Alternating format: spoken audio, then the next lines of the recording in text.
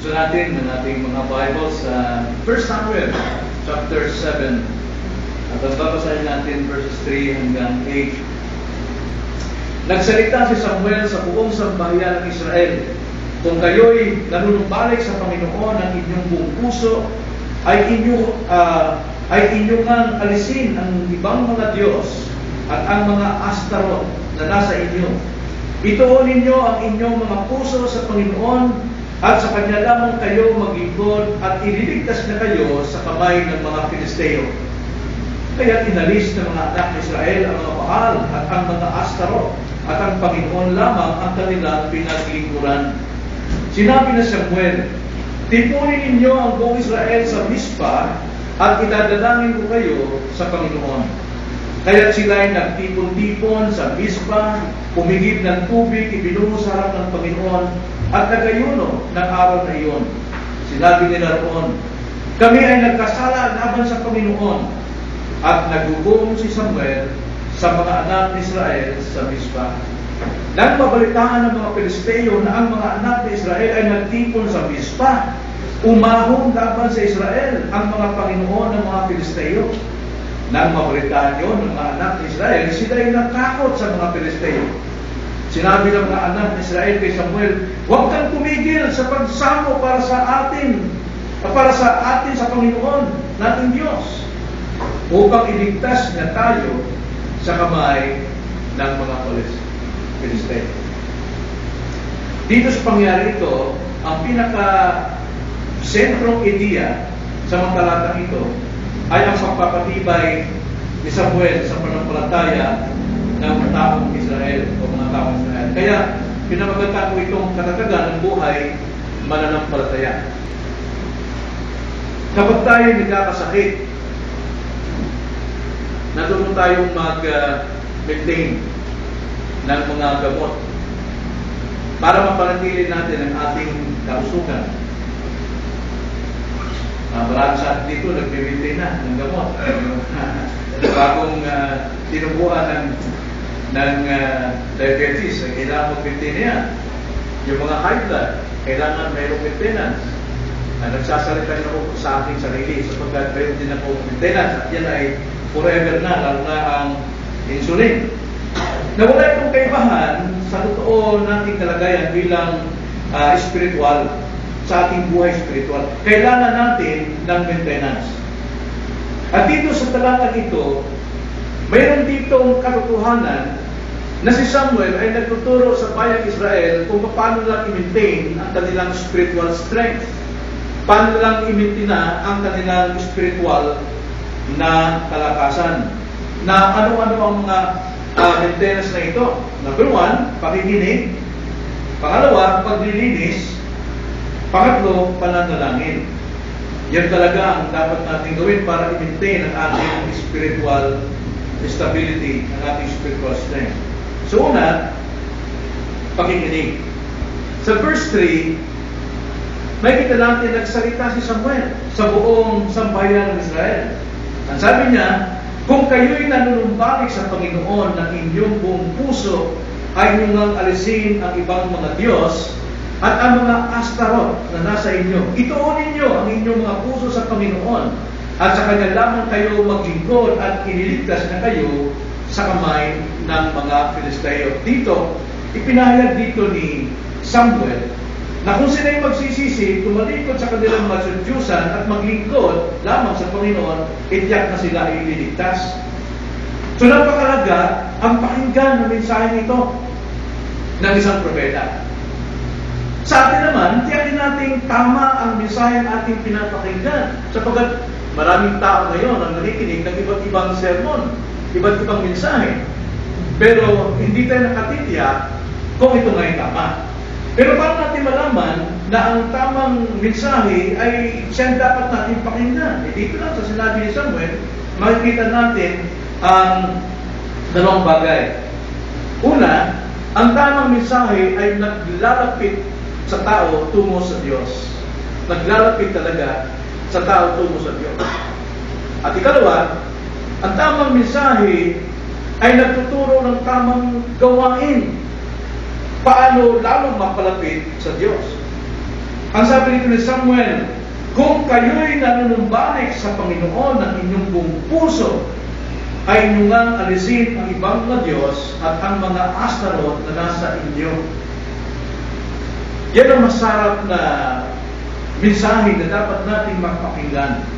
Ang mensaheng tama na dapat natin pakinggan, naglalayo sa atin sa kasalanan at naglalapit sa atin sa Diyos. Ang sabi nito ni Samuel, nanunumbalik kayo sa Panginoon ng inyong buong puso, alisin ninyo ang ibang mga Diyos at ang mga Astarot na nasa inyo. Nagtuturo Samuel, lahat kayong maging malapit sa Panginoon sa pamagitan ng pagtanggal ng anumang mga kasalanan o kainaan o bisyo o Diyos-Diyosan na nasa inyong buhay. Hindi prosperity and healing. Kadalasan kasi, pagka prosperity, yung mayaman, yung mga o pinagpapala, nakakayo naman sila sa Diyos. Kapag gumagaling sa karamdaman, hindi na umatin. Pero ang tama talagang prosperity ng ating kaluluwa ay ang maglayo ng ating mga kasalanan at lalo tayong mapalapit sa Diyos.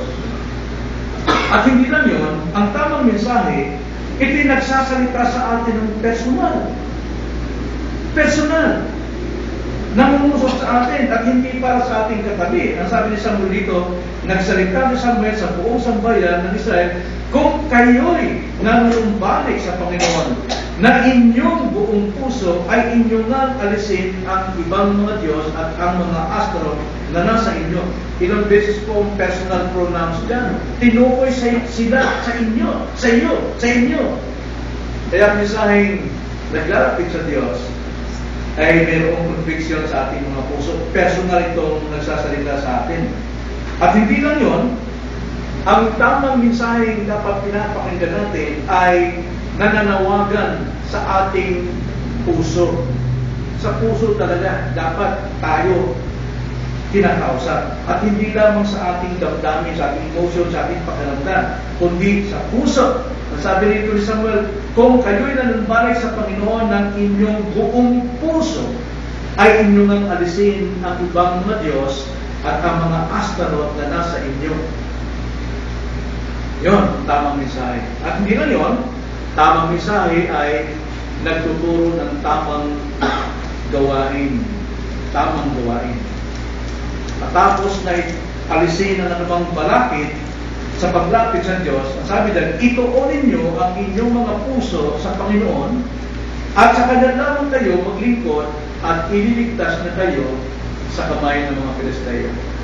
Alam niyo itong mapapakinggan natin sa mga mensahe ng iba't ibang mga ngaral, hindi ganito Hindi sinasabi dito na ituunin nyo ang inyong puso, maglingkod kayo sa Panginoon. Hindi kundi nakatuon sa sarili, gawin nyo ito, gawin nyo ito, gawin nyo ito, para kayo'y kalugdan ng Diyos, gawin nyo ito. Hindi pang Diyos ang paglapit. Kaya nga unang-una dyan, para ma-maintain ang ating spiritual strength, ay pakikinig ng tamang mensahe. Alisin ang mga Diyos-Diyosan o mga kasalanan, magbago ng isipan sa Diyos lamang at maglingkod sa Diyos lamang. Hindi maglingkod sa sinumang tao. May pangako. Ang pangako dyan, ililigtas niya kayo sa kamay ng mga Pilisteo. Ang Pilisteo, alam natin, ito'y lumalarawan sa ating walang katapusang kaaway na palaging kumakalaban sa atin, walang iba kundi ang kasalanan. Sa Kristiyano, ito yung remaining sin na laging nakikipagdigma sa atin. Kaya tularan natin ang mga Israelita. Anong ginawa nila? Sa verse 4. Ang sabi diyan, kaya inalis ng mga anak ni Israel ang mga Baal at ang mga Astarot at ang Panginoon lamang ang kanilang pinaglingkuran. Yan ang kagandahan ng mensahe. Ang tamang mensahe. Hindi pang uto-uto. May conviction na alisin ang kanilang mga kasalanan at maglingkod lamang sa Panginoon. Walang pasubali o walang anumang hadlang ang Israel. Agaran nilang sinunod ang mensahe sapagkat totoo talaga ang mensahe. Sa atin din, sa ating panahon ay mayroon ding mensahe ang Panginoon sa atin. Like for example, tingnan natin sa Corinthians, sa 2 Corinthians chapter 6. Ang sabi ng Corinthians chapter 6 verse 14 hanggang chapter 7 verse 1. Huwag kayong magpamatok sa mga hindi mananampalataya sapagkat anumang pagsasama mayroon anong pagsasama mayroon ang katwiran at kasamaan. O anong pagsasama mayroon ang liwanag sa kadiliman. Ito yung sinabi ni Samuel sa kanila. Alisin ninyo ang inyong mga Diyos-Diyosan, alisin ninyo ang Astaroth, alisin ninyo ang Asira. Ito rin sabi rito ni Pablo. Verse 15, at anong pagkakasundo mayroon si Kristo kay Belial? Anong bahagi mayroon ang mananampalataya sa hindi mananampalataya? Anong pakikipagkaisa mayroon ang templo ng Diyos sa mga Diyos-Diyosan? Sapagkat tayo'y templo ng Diyos na buhay, gaya ng sinabi ng Diyos, ako'y mananahan sa kanila at lalakad sa gitna nila. Ako'y magiging kanilang Diyos at sila'y magiging ating bayan. Verse 17, kaya na lumabas kayo sa kanila at humiwalay kayo, sabi ng Panginoon. At huwag kayong humipo ng anumang bagay na marumi at kayo'y aking tatanggapin. At ako'y magiging ama sa inyo at kayo'y magiging ating mga anak na lalaki at babae, sabi ng Panginoon, makapangyarihan sa lahat. Then chapter 7 verse 1, mga minamahal, yamang taglay natin ang mga pangakong ito. Linisin natin ang ating mga sarili mula sa bawat karamihan ng laman at espiritu na ginagawang sakdal ang kabanalan sa pagkatakot sa Diyos. Yun din ang mensahe sa atin. Sa tamang pakikinig ng mensahe, tayo'y nalalapit sa Diyos at nalalayo sa kasalanan. Ikalawa, para ma-maintain ang ating spiritual strength, kailangan natin ng paglilinis. Alam natin, kung saan paglilinis, ito ay ang pagsisisi. Verse 4 to 5. Ang sabi ganito, kaya inalis ng mga anak ni Israel ang mga Baal at ang mga Astaroth at ang Panginoon lamang ang kanilang pinaglingkuran. Sinabi ni Samuel, tipunin ninyo ang buong Israel sa Mispa at idadalangin ko kayo sa Panginoon. Anong ginawa nila? Kanilang inalis. Nilinis nila ang kanilang sarili. So, anumang hadlang sa pagmamahal natin sa Diyos ay dapat nating alasin. At siya lamang ang ating paglingkuran. At sila'y nagtipon sa Mispa. Yung Mispa kung ating maalala, kung tawagin niyan, Mispa ay lugar ng hiwalayan. Dahil sa Genesis 31, verse 49, si Jacob at si Laban ay nagkasundo silang gawa ng dambana. Gumawa sila ng dalawang dambana dahil ayaw nilang magkasalubong sila sa panahon, sa ibang panahon na sila yung magkaaway. Kaya dahil doon, ang sabi sa verse 49, at ang bantayog ay Mispa sapagkat sinabi niya, bantayan ng Panginoon ako at ikaw kapag tayo'y hindi magkasama sa isa't isa. Dapat talaga magkahiwalay sila para hindi sila mapag-abot. Alam natin, galit na galit si Laban kay ako. Kaya nga ito ay lugar ng hiwalayan ang Mispa. At doon nagpunta ang mga Israel at si Samuel. At ang Mispa rin naman ay lugar ng pagtitipunan ng Israel para sa nagsisising Israel. Sa Judges 20 verse 1, Ang bayang Israel, kung sila'y magsisi, sila'y nagpunta rin sa Mizpah. Nasabi sa 21, verse 1. Nang magkagay lumabas ang lahat ng mga anak ni Israel mula sa Dan hanggang sa Beersheba, at ang kapulungan ay nagtipon sa Panginoon gaya ng isang tao sa Mizpah, kabilang ang lupain ng Gilead. Kaya nga, ang Mizpah ay alaala ng hiwalayan at pagsisisi. Kaya napakahalaga ito sa Israel, sa kanilang paglilinis, sa kanilang pagsisisi, andyan sila sa Mizpah. At ang sabi rito ni Samuel, ako'y mananalangin para sa inyo. Napakahalaga yun kasi tinawag niya ang buong bansa na Israel sa pagsisisi at nagawa nila ang panimulaing gawa na ito na sila magsisi. At alam ni Samuel na ang Diyos ay gumagawa sa buhay ng mga tao ito at kailangan lamang i-confirm ito at patibayin ito sa pamamagitan ng panalangin. Yun ang kailangan ng bayan ng Israel. Yun ang kanilang spiritual need sa kanilang buhay. Mayroong paghiwalay sa lahat ng Diyos-Diyosan kay Asawa at may pagsisisi. At ito kino-confirm sa pamagitan ng panalangin.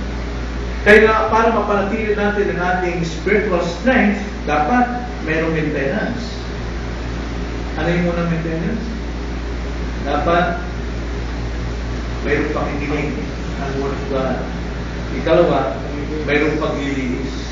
Mayroong repentance. Then thirdly, panalangin. Mayroong kailangang panalangin. Basahin natin ang verses 6 to 8. Kaya sila'y nagtipon-tipon sa Mizpah, umigib ng tubig, at ibinuhos sa harap ng Panginoon. At nag-ayuno ng araw na iyon. Sinabi nila roon, kami ay nagkasala laban sa Panginoon. At naghukom si Samuel sa mga anak ni Israel sa Mizpah. Nang mabalitaan ng mga Pilisteo na ang mga anak ni Israel ay nagtipon sa Mizpah, umahon laban sa Israel ang mga Panginoon ng mga Pilisteo. At nang mabalitaan yun ng mga anak ni Israel, sila ay natakot sa mga Pilisteo. Sinabi ng mga anak ni Israel kay Samuel, huwag kang tumigil ng pagsamo para sa atin sa Panginoon nating Diyos upang iligtas niya tayo sa kamay ng mga Pilisteo. Wow! Alam niyo, napakaganda po ng puso ng Israelito pagkatapos ni sila ay magsisi at hinihiwalay nila ang kanilang mga Diyos-Diyosan. Panalangin! Napakahalaga po magkaroon ng pagtitipon panalangin. Kaya ang ginagawa natin, purong panalangin. Sila nagkaroon ng purong panalangin sa Mizpah. At sila nag-igib ng tubig. At ibinuhos sa harapan ng Panginoon. Alam mo ibig sabihin nun? Nag-igib ng tubig at ibinuhos sa Panginoon. Yan ay isang seremonya. Ang seremonya ng ito nagpapahiwatig at nagpapakita ng pagbubuhos nila ng kanilang kaluluwa. May kasamang pag-ayuno. Ang kanilang pag-ayuno, alam niyo naman, parang umiiyak yan eh. Parang mga bubulig yan pag nag-aayuno, na talagang umiiyak. So, ang kanilang pag-aayuno, ang kanilang pagpapakababa after na sila'y magsisi, kapayagan ng kawalang laman ng kanilang buhay at ang kanilang pangangailangan sa Diyos. Ibinuhos nila ang kanilang mga puso parang tubig sa harap ng Panginoon. Tanda ng buong pagluha dahil sa kasalanan hanggang maubos ang tubig sa timba. Hanggang sa maubos. Yun ay seremonya na pinapakita nila ang kanilang totoong pagpapakababa. Meron lang sinabi ang lamentation ni Jeremiah sa Lamentation chapter 2 verse 19. Kung matatagpuan niyo yun, ito sabi doon, umamon ka, sumigaw ka sa gabi. Bumangon ka, sumigaw ka sa gabi, sa pasimula ng mga pagbabantay, ibuhos mo ang iyong puso ng parang tubig sa harapan ng mukha ng Panginoon. Itaas mo ang iyong mga kamay sa Kanya dahil sa buhay ng iyong mga anak na nanghihina sa gutom sa dulo ng bawat lansangan. Yun ang ibig sabihin nun. na kapag ang mga Israelita, sila ay nag-igid ng tubig at binubuhusan na pa ng Panginoon, ang kanilang buong kaluluwa ay binubuhos sa Diyos na sila ay hugdang at sila ay nangangailangan ng tulong ng Panginoon. Ang bigat dito, mga kapatid. After na sila ay magsisi at nagbuhos ng kanilang buong puso na may pag-iyak, na may pag-ayuno, ay nabalitaan ng mga Pilisteo ang kanilang pagsisisi. Nabalitaan. At natakot ang mga Pilisteo sa pagsisisi ng mga Israel. Bakit? Alam nila na kapag ang kanilang ang Israel ay nagpakababa sa Diyos, sila'y kinakanlungan ng Panginoon ang kanyang bagwis na kapangyarihan. Kaya natatakot sila. Alam nila kung paano pinontrol sila, pinagtatahan sila ng Diyos simula sa pagkaalipin sa Ehipto hanggang sa disyerto. Alam ng mga Pilisteo kung paano silang ginagabay ng Panginoon. Masyadong malalim ang alam ng mga Pilisteo pagtungkol sa kapangyarihan ng Diyos. Pero nung marinig ng mga Israelita na lumusob ang Pilisteo sa kanila, sila ngayon natakot. Natakot sila, nanginginig sila. Umiyak sila kay Samuel. Pero dapat sila pa nga, dapat mayroong kumpiyansa na higit kaysa Pilisteo. Dapat mas higit silang may alam tungkol sa Diyos. Kaya mas matalino ang Pilisteo, pero hindi na nga mula Kristiyano yun. Na ano kung pinapakita ito? Maraming tao magagaling sa pagkakilala sa Diyos, pero hindi nga mula hulugan kasi mga tao ng Diyos. Kumisan, ang kumpiyansa natin, hindi natin pwedeng asahan yan Dahil yung ating kumpiyansa, o sabihin damdamin, emotion, kumisan nililigaw tayo na. Nagkakamali tayo dyan at pinapahamang pa tayo na. Tulad ng 1 Samuel chapter 4 verse 5. Nung makita nila yung kaban ng tipan, itong buong Israel, anong ginawa nila? Abay, nagkuha sila, nagbuntagan sila, nagsayawan sila dahil mayroon silang kasamang Diyos. Lalaban sila sa Pilisteo. Sabi sa verse 5, na ang kaban ng tipan ng Panginoon ay dumating sa kampo, ang buong Israel ay sumigaw ng malakas, kaya umalingaw ang lupa. Pero ano nangyari? Sa kanilang pagiging kumpiyansa na taglay nila ang arka ng Diyos, abay natalo sila. Natalo sila. Kaya minsan, yung kumpiyansa hindi pwedeng panghawakan Bilang mga tao ng Diyos, namumuhay na sa pananampalataya at hindi sa kumpiyansa. Hindi sa damdamin. Ngayon, ang ginawa nito mga Israelita, tumawag kay Samuel. Anong sabi nila kay Samuel? Verse 8, sinabi ng anak ng Israel kay Samuel, huwag kang tumigil ng pagsamo para sa atin sa Panginoon nating Diyos upang iligtas na tayo sa kamay ng mga Pilisteo. Napakaganda po yun. Dati, ang kumpiyansa nitong mga Israelita ay sa arka. Pero after na sila ay magsisi at inamin nilang sila'y walang laman at sila'y nangangailangan ng Diyos, nalipat ang kanilang kumpiyansa sa Diyos sa panalangin sa Diyos.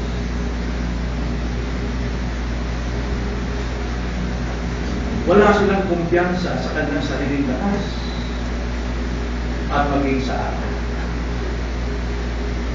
Yan ay isang bunga ng totoong pagpapakumbaba, walang tiwala sa sarili.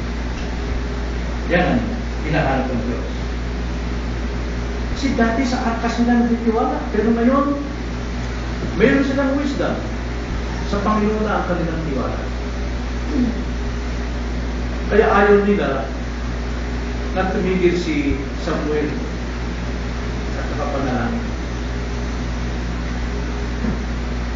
Nung sila ay hindi pa nagbuhos ng kanilang puso, matataas ang kanilang akala sa sarili. Pero nung sila nagbuhos ng kanilang puso, nagsisi sa Panginoon, na walang tiwala nila sa sarili, kundi sa Diyos na sila nagtiwala. Kaya lumaral, mga kapatid.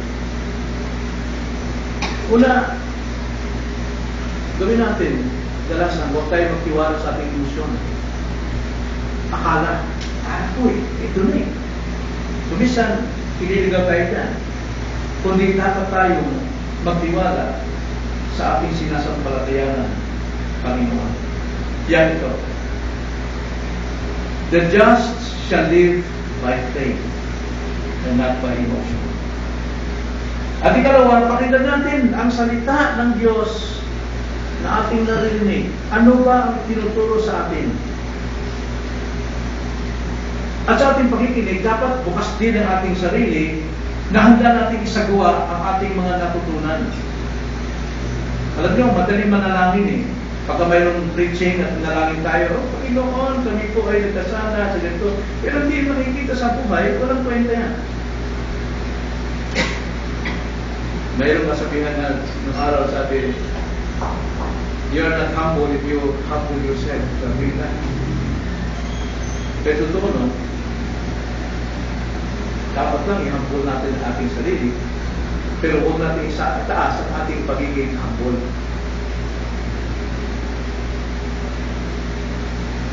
Kung ano yung natutunan natin sa gawa natin, yun ang aral.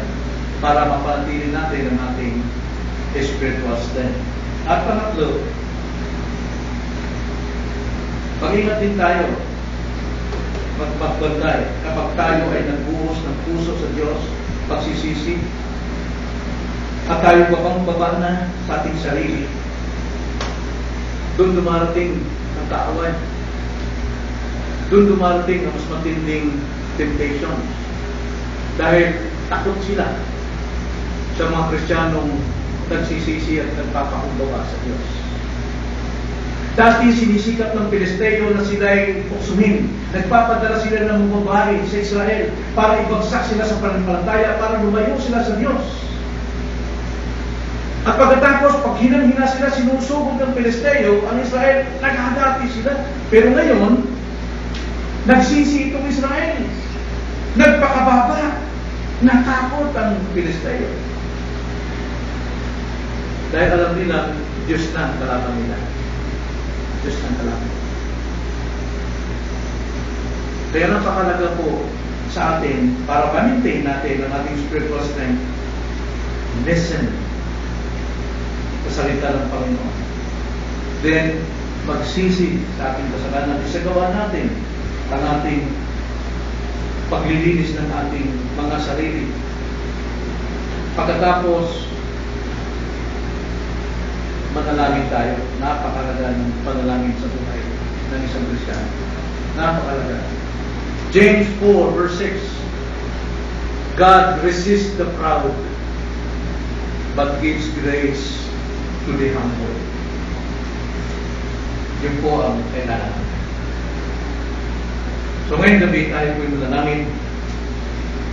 Tulog natin ang iglesia. Pero bago lahat, magsarap tayo sa panalangin.